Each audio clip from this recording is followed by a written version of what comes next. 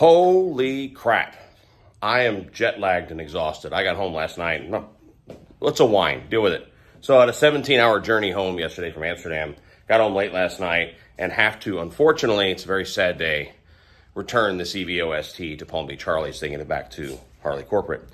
A lot of things that I thought about the whole time I was gone about the differences, let's just say, the features and benefits differences between, say, a 44-year-old, the original Road Glide, it's called the Tour Glide, and the newest and baddest Road Glide.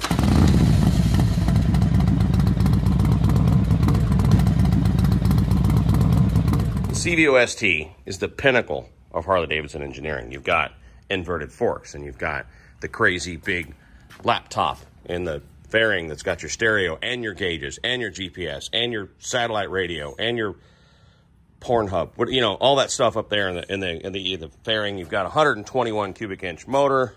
You've got, pipes, and you got titanium mufflers, cool bags that are a little bigger and a little more rounder. You got this cool kind of shorty rear end, remote shocks, and the cool seat, and the forged carbon fiber, like with a hand. How does that, what's forged? It's not woven, whatever. Got cool accessory boards and neat little graphics there on other bikes and things everywhere that say I'm a 121 and all that, and really cool graphics. They kind of reminiscent of the old, what was the one that had the eagle on the fairings? Because, you know, you got the eagle on the fairing, you know, cool. It's got a red eye. And just amazing little touches here and there. Really, really cool motorcycle. Some of the differences, besides all that boy faster, go faster stuff, boy racer stuff. Again, the laptop, right? You've got, these things are cool. Animations and the whatnot, and it doesn't flicker in reality. That's just the camera that does that stuff. So, it's literally like having a laptop computer in front of you. A nice garage for your phone. You plug this thing in, it charges it. CarPlay, if you do the modification of the microphone. Tons of power. Braided lines, things you don't get on a normal bike. All kinds of ride modes with the, which one was it? This one. So it's got touring, sport, track plus, rain, bank robbery, all kinds of stuff that you can do that you can change it to really change the entire characteristics of the bike. The difference is how far we've come in 45 years are amazing. Not just style, of course, but, brakes, right? Let's just start there. Look at those guys. Radial mounted Brembo brakes. I think it's got one piston, it's got a brake. And look at that, not drilled. The rotors are just solid rotors that get hot and warp. Wheels look like, they're actually called wagon wheels for a reason. Like you're crossing the prairie with them suckers. Forks that are not inverted, just kind of there. Cool graphics. This is actually an 81 graphic, so not quite right, but the wing and all that stuff. The motor's not even polished. This is stock. That's the way it came back then. This is just raw aluminum as it ages. Sure, it looked better in, 1980, when it rolled off the assembly line, but that's what you got back in the day. Gauges, they're there. They're perpetual gauges. That's what I would call that versus the laptop. And you've got, a tack, and you got a speedo that kind of works. It shows you that the national speed limit was 55 miles an hour back then. So this really doesn't like to go faster than 65 miles an hour because the gearing is as such. 5,500 RPM red line. You have an 80 cubic inch shovel head motor in this guy. That is good for 40 horse. I don't know. This guy has got to be at least 41. No, it's my buddy from Harley was like, "Don't say shit like that." No, it's 100 and something, 120, 100. I'll put it on the screen. It's many. It's like 3 of that. Things like those bags. That's a thing, right? Because you're getting your stuff in and out of your bike. Bam. All the time at a red light, I'll pull my ball cap off. And while I'm sitting on the bike, flip that open, throw the cap in there and close it. All the time, I will get in and out of my bags at a red light for something really fast. You ain't doing that on this. The way these bags actually work, these are as old school as they get. They're fiberglass. They're not a PVC or anything. really, you should add these, which the previous owner did, so you can put a pin through there, because the only thing holding these lids on is this latch. There's no hinge. You actually undo the latch, and then the lid comes off the back. You actually lift it off the back. And with age, as things loosen up, it'll fly off. You can tell.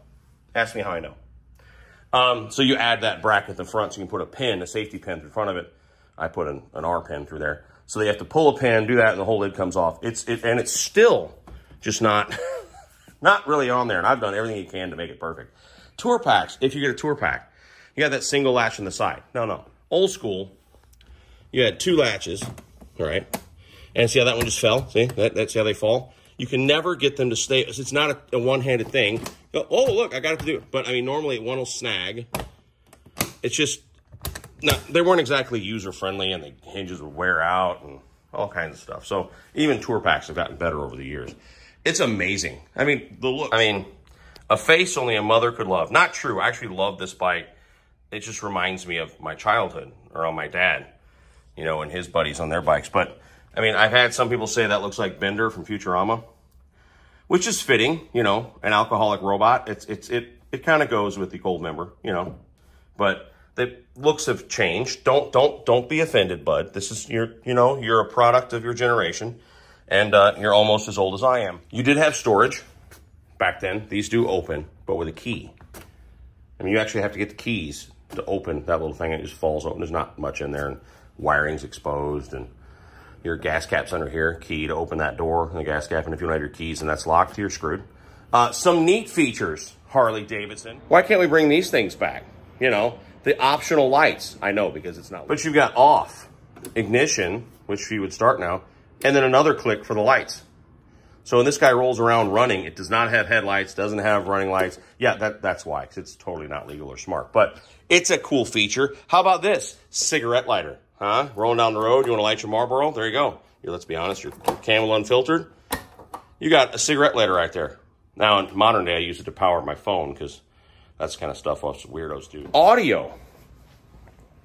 All new Harleys, whether it's CVO ST or whatever, come with, you know, a stereo that has cell phone interface and GPS optional and all that sort of stuff. This guy is a Rockford Fosgate. I'm not sure what the wattage is. It's a 2-speaker, so you don't have anything cut into your bags or anything. Sounds great. It's nice and loud. You've got, again, GPS and AM FM radio. And if you want satellite radio, you can do that. And if you want to plug your phone in, you can do that. If you want to, whatever, you want to Bluetooth to your phone, you got all that stuff. So you got all the fabulous boom booms, as Vice Grip Garage says, and your motorcycle. Things were different in 1980. You actually had a caddy. That was an option. And it would bolt on up here. Big box. If I can find a picture, I'll throw it up on the screen. It was this box that would bolt on up here with a speaker here and a speaker here with like an 8-track in there.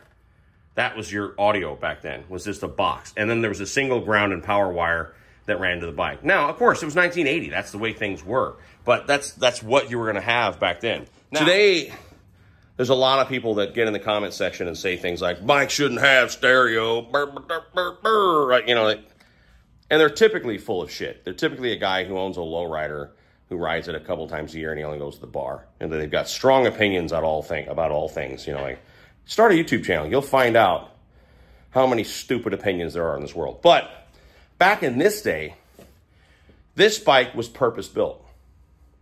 Touring was becoming a thing, right? Well, actually, it was a thing.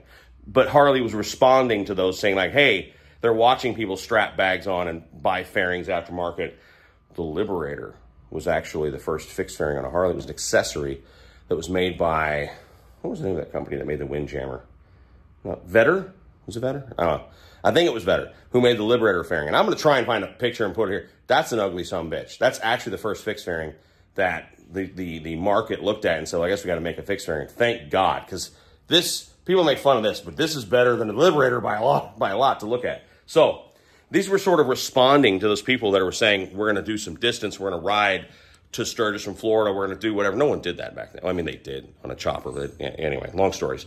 But the idea of a touring motorcycle was something that you had and you bought or you kitted up to do because that didn't exist, right? But people didn't talk smack about touring motorcycles back then because, again, you built it for a purpose. You built your bike out like this or bought one of these because you were in a ride to Seattle from New York because you were going to do this, that, and the other. And having a stereo is just nice and all that. There wasn't as much smack talk because back in the day, this was your second motorcycle if you could afford to have two, right? This one sat a lot. And then you had your shovel chop. You had your Dyna, not Dyna, what would have been a Dyna? Maybe it was a Dyna in the 90s. Like you'd have your Evo lowrider. You had something like that, an FXR or whatever. That was your bike you rode every day. And then if you could afford it, you would have a touring bike. Today, it's the exact opposite. Now everyone rides a street glide or road glide every day, and they might have, you know, a skinny chop or something they're building or they bought or whatever.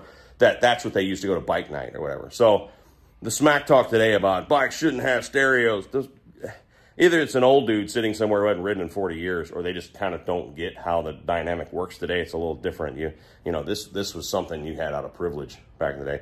I remember going to Sturgis first time in 1990, and my dad's good friend, Bud, an older dude, he had an Ultra Classic. The Ultra Classic sat most of the time. He had other bikes that he would ride on ride days and all this other stuff, but the Ultra Classic came out for Sturgis, and that was because we were going to, you know, roll up there. So things have come a very long way from Gold Member today. I'm not even sure what I would name this. It's very Darth Vader-y, but I think that name is used a lot. So it's a sad day. I'm going to hop on her, roll her over to Palm Beach Harley, drop it off so they can go back to it. Maybe they're taking it to Milwaukee for the 100th. I have no idea where it's going next, but tisn't mine. So let's roll on over to Palm Beach Harley and check her in for her return. All right, well, I'm bummed. I'm here. Palm Beach Harley Davidson to drop off the CVO ST. I'm sad. I love that bike. Really didn't have time to get a lot of time with it, honestly. Like, rode it hard a couple days that I had it, but from there, it flooded for a week. Then I went to Europe for 10 days and then came home and they got to have it back. So, bye-bye, pretty girl. Someday, you know, I don't know. I mean, like, I'll probably get a 24 eventually. It's not in the cards right now, but I really like the bikes. I really like the Street Glide, oddly enough. I'm really favoring the Batwing right now. I think it looks freaking fantastic, but not sure when that day will be. Let's walk through the dealer now and see what my favorite might be, even though today isn't the day. Don't have the time. Got to go take a little one to guitar lessons, so let's see what they got. That would probably be the one. Then again, though, you know I'm just going to take it apart, so what's the point of having a cool paint set? That's what I struggle with. I got a Road Glide one, too, but I'm really thinking that with that new Custom Dynamic Shark Demon single headlight. Yeah. I mean, this is the ultimate, honestly. I just love it because of the paint. But again, I take it apart, so what's the point? But just love that bike. Doesn't have the Track Plus, though, and this is a VVT, right? This is not. The CVO STs are not, but that's, yeah, that's a VVT in the regular CVO. But God, what a beautiful bike. And you got a couple CVO STs here. Now, this in a Street Glide could be a thing. This is the Platinum 23 because the paint's fine, don't get me wrong. It's just that because it's just a solid silver, I would have no problem tearing that guy apart and doing a body customization, everything, and you'd have, you know, the VVT motor and the upgraded stereo, although I don't like rear speakers. I don't know, maybe this isn't making any sense as while I say it, but that could be a con. But first, we got to finish that chopper. So let's leave here, get home, put that sumbitch together, get it running, get that ready for Sturgis. Probably going to be doing some stuff to my 23 ST, which is a thing. So love you all to death. Take care of each other out there. We'll talk real soon.